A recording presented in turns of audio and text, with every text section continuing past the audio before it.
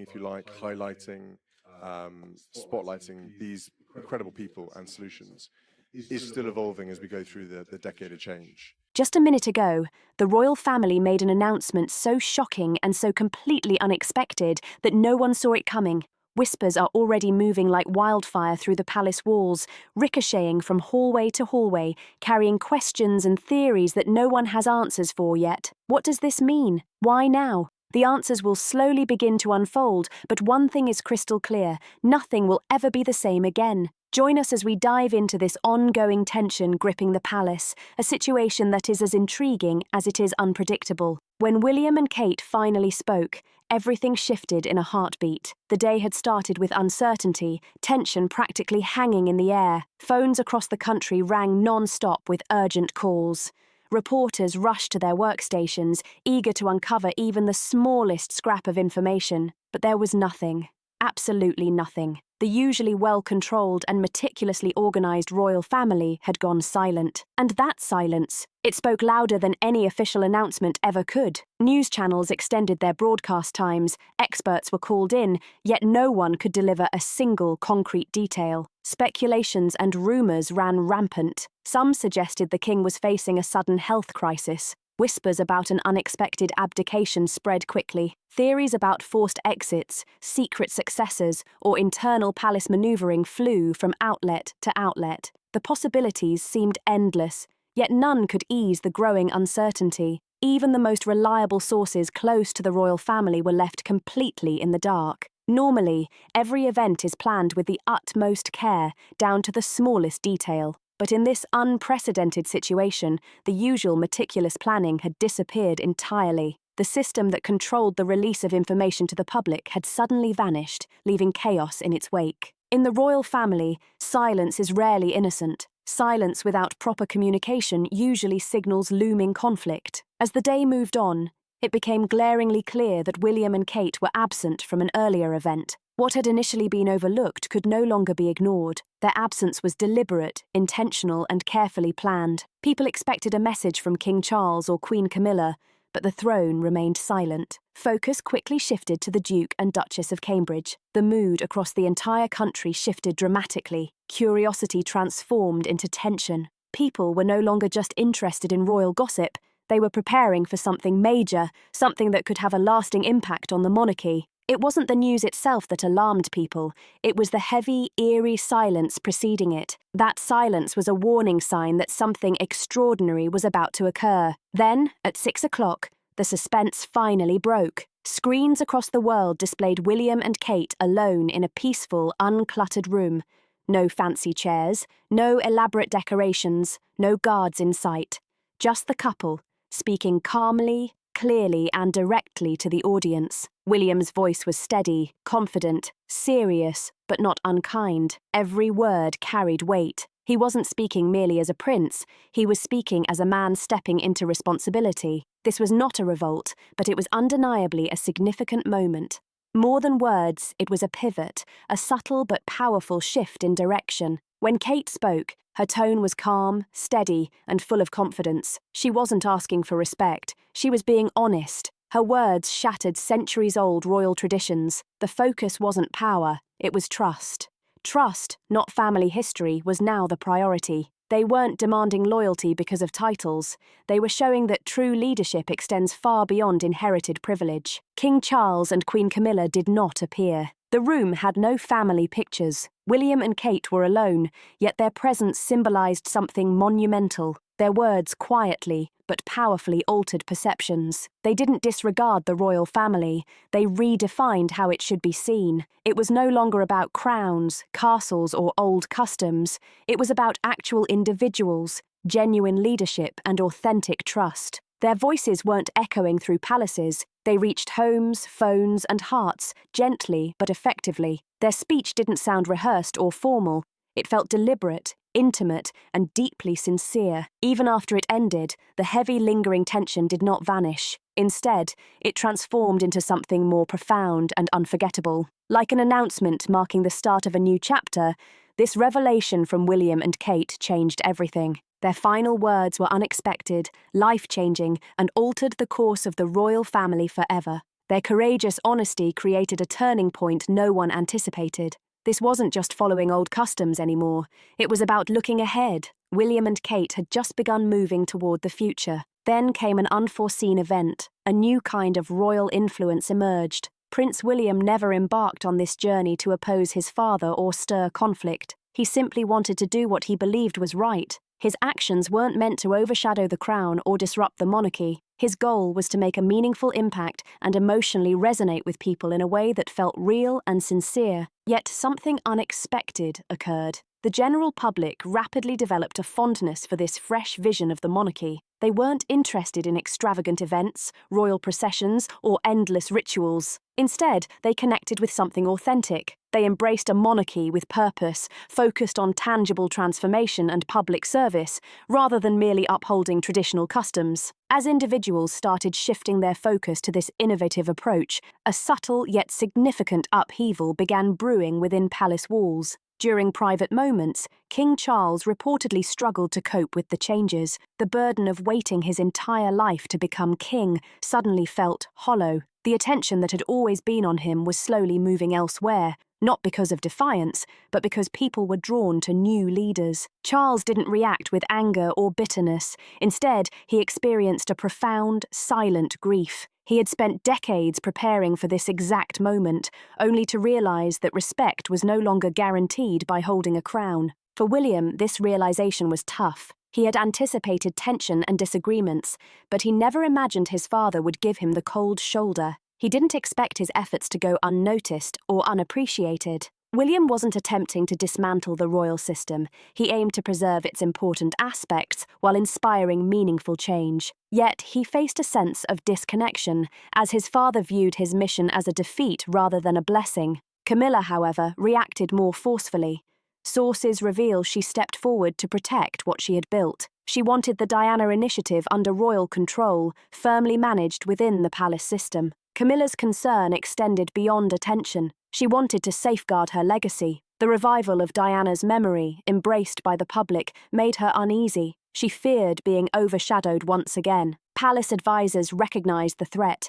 They knew direct confrontation would appear petty and controlling. Their strategy was subtle: make no public statements, offer no help, and quietly let the movement gain momentum in hopes it would eventually fade. But William saw through the quiet. He understood the plan fully, and he refused to retreat. It was no longer a discussion, it had become a determination. William did not need anyone's approval to proceed. He took action on something meaningful that didn't require permission from the monarchy. In making that choice, William chose a different direction from the traditional royal path. He wasn't trying to destroy the system, but rather to make it evolve. However, this decision created a profound rift between William and his father, a gap that widened silently over time. Their relationship suffered quietly, without any public conflicts, harsh words, or confrontations in front of cameras. The distance between them grew, not out of anger or resentment, but because they simply had different visions for the monarchy's future. Charles clung to the familiar world he had long known and controlled, steeped in tradition, protocol, and the weight of centuries of royal expectation. Meanwhile, William aimed for a future that demanded attention and action behind the royal curtains, where real change and influence could be nurtured quietly, yet decisively. Subtle transformations were already underway.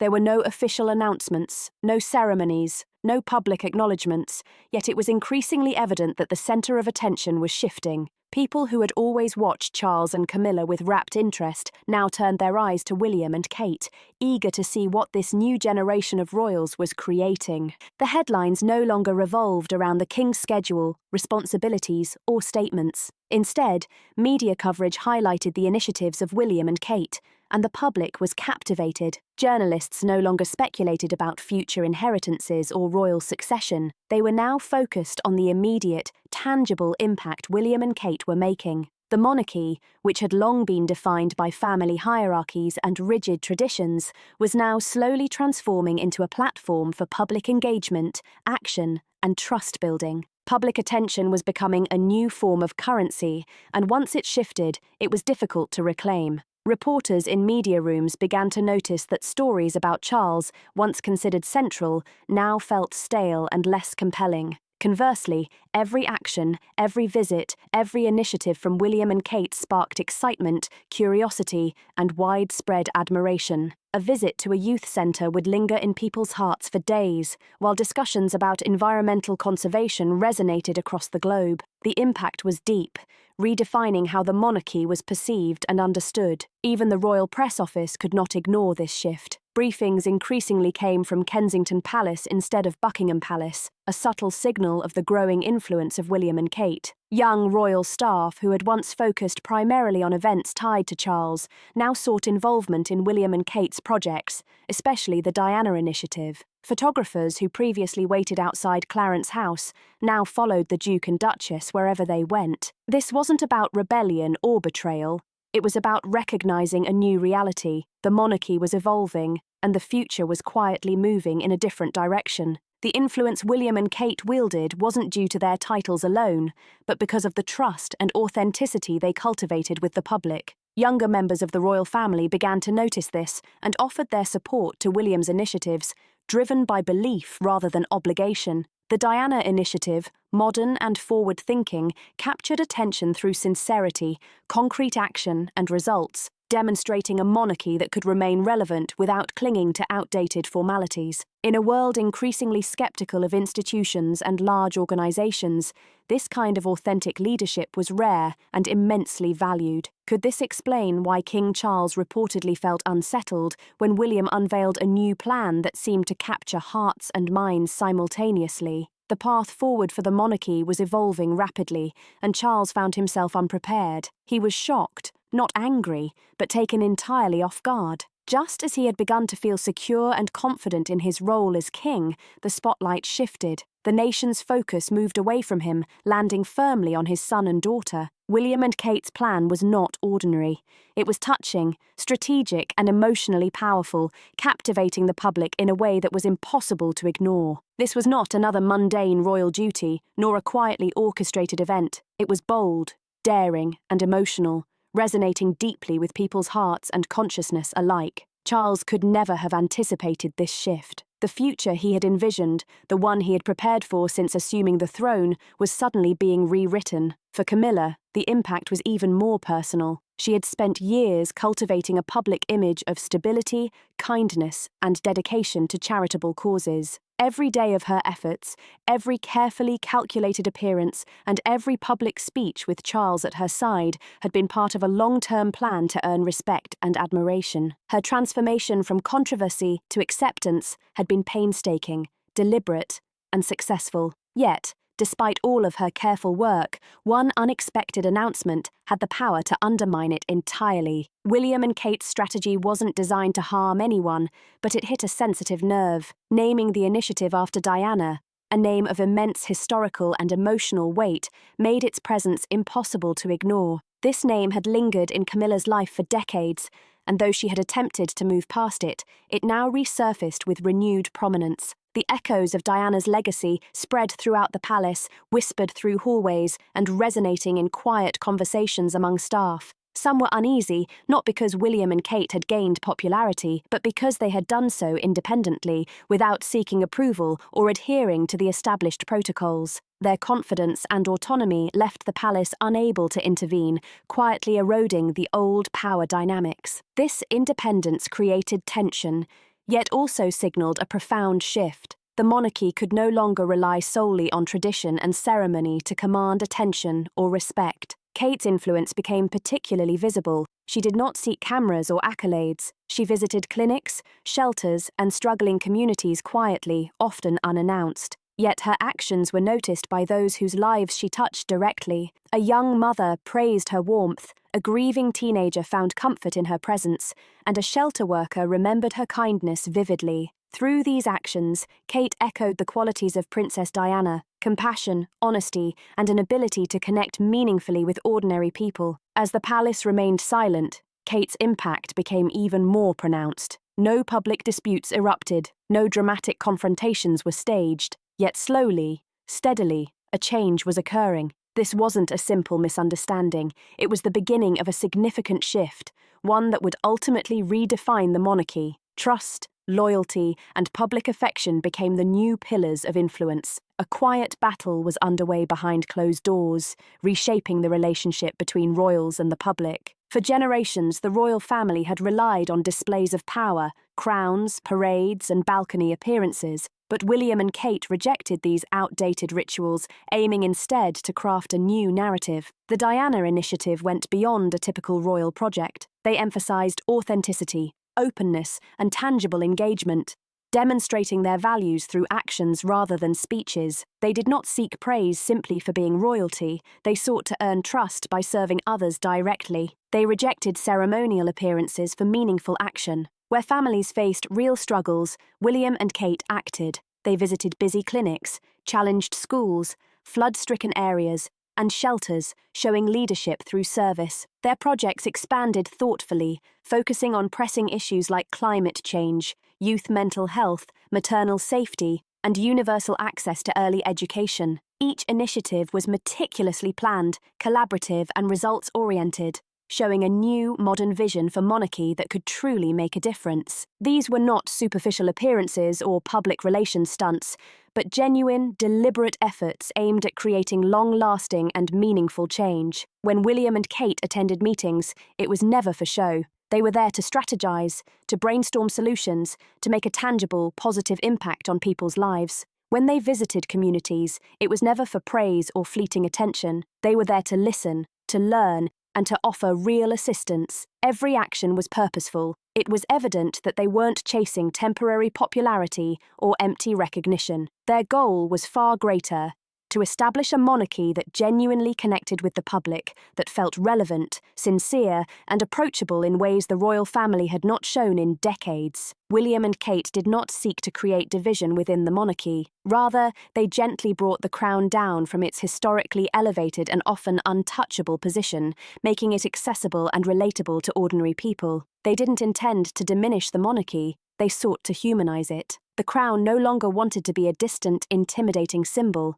It wanted to belong to everyone. The monarchy, once perceived as unreachable and cold, was now evolving into something that resonated with people on a personal level. This was not an act of rebellion, but a necessary and thoughtful adjustment. Citizens quietly acknowledged that traditions needed to be relevant in the modern era or risk losing meaning entirely. The change was noticeable and well received by the public. However, within the palace walls, many felt uneasy about this subtle transformation. Though the work itself was beneficial, it disrupted the old frameworks of power and hierarchy. William and Kate were not openly challenging the royal system, yet by demonstrating a more effective approach, they highlighted the outdated practices that no longer served their purpose. To some, this was not merely innovation. It was, in their eyes, a form of betrayal. Even well-intentioned changes disrupted the carefully maintained foundations of authority and tradition. Yet this was not a loud uprising.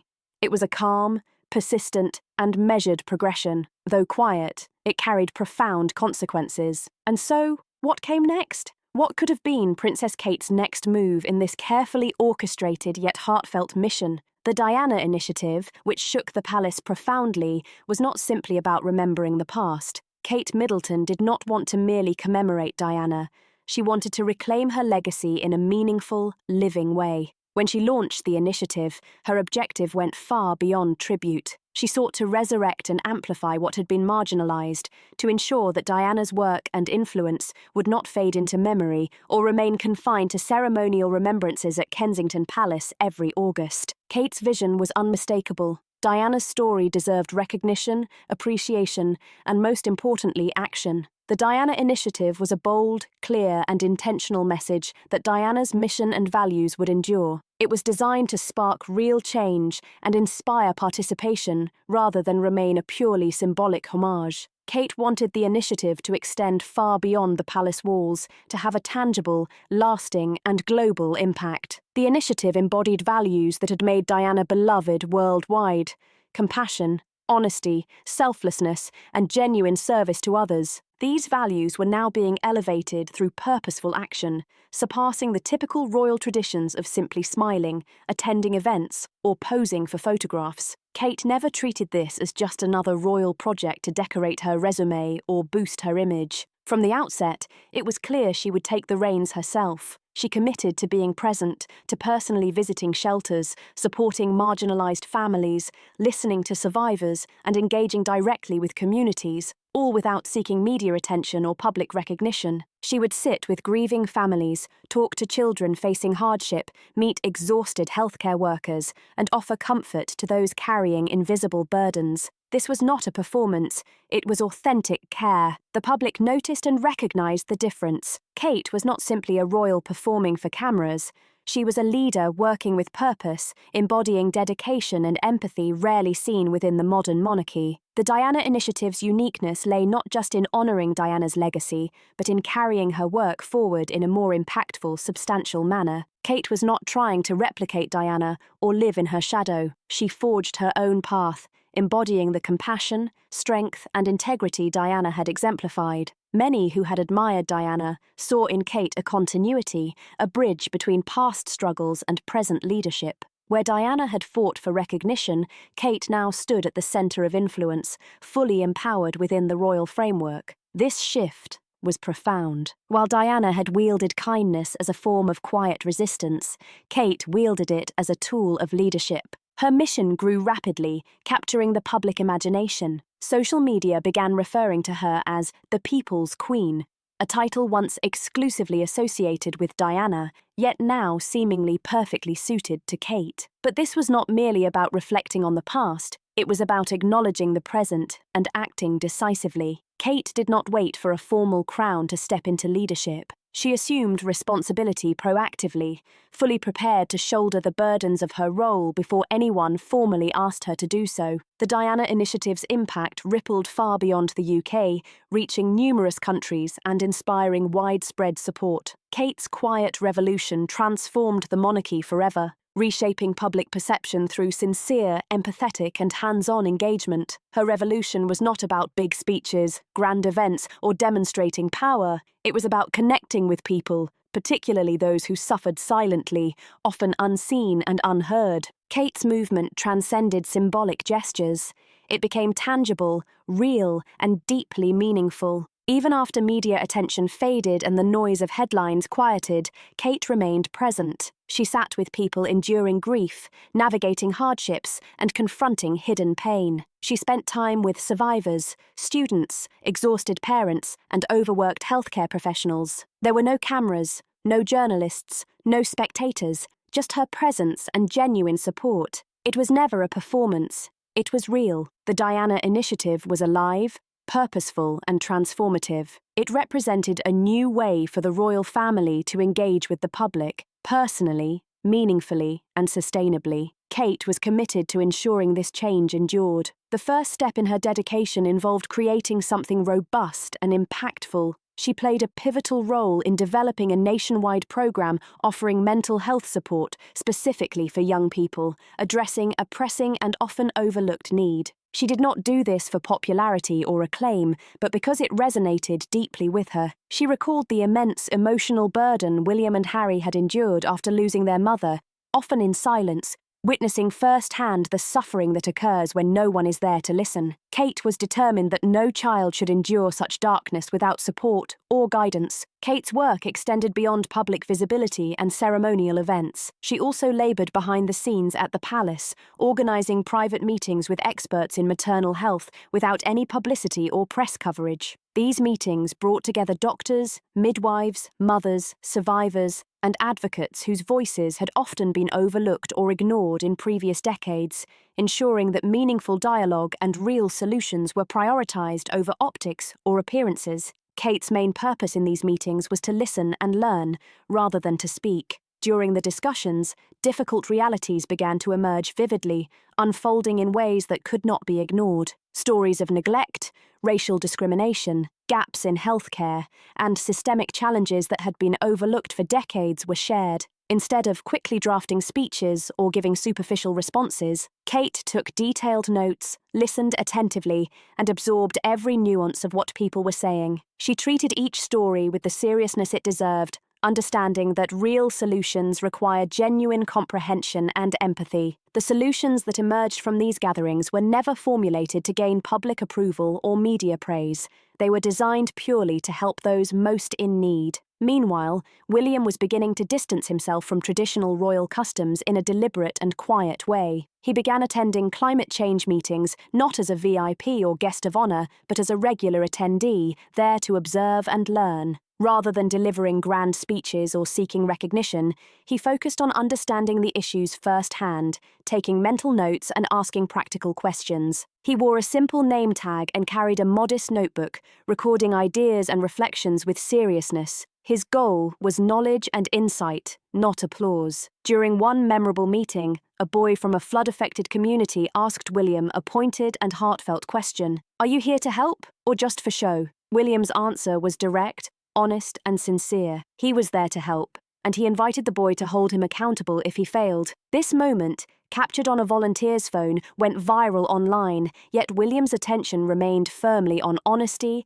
truth, and the genuine promise of assistance rather than public recognition. These were not isolated incidents. They were indications of a larger cultural shift within the royal family. More individuals began coming forward to share their experiences because they felt safe, seen, and heard. People in shelters, community centres, and schools praised Kate's approach.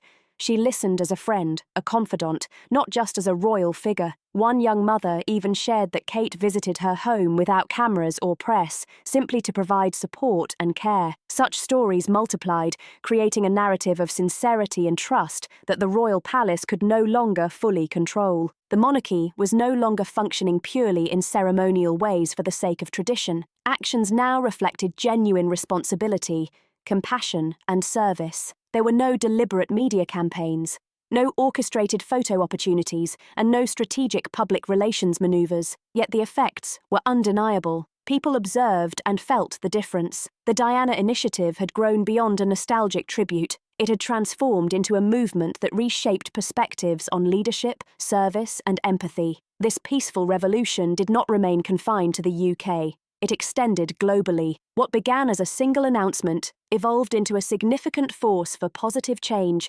inspiring communities worldwide. The Diana Initiative laid out a new vision for the monarchy, one rooted in transparency, accountability, and sincerity. Every action, donation, and partnership was made fully public, ensuring that trust could be built on clarity rather than hierarchy. The goal was not self-promotion, but establishing a foundation of genuine confidence in the royal family. Kate emphasized that trust is not inherited through titles alone. It must be earned through action, care, and integrity. Blind loyalty based solely on status was fading, replaced by a new standard of responsibility and honesty. This innovative approach spread rapidly across borders. The Diana Initiative began connecting people globally, linking mental health programs in Canada, maternal health projects in Southeast Asia, and fostering new collaborations across continents. The friendships, partnerships, and initiatives formed were meaningful and enduring, far more than symbolic gestures or royal branding.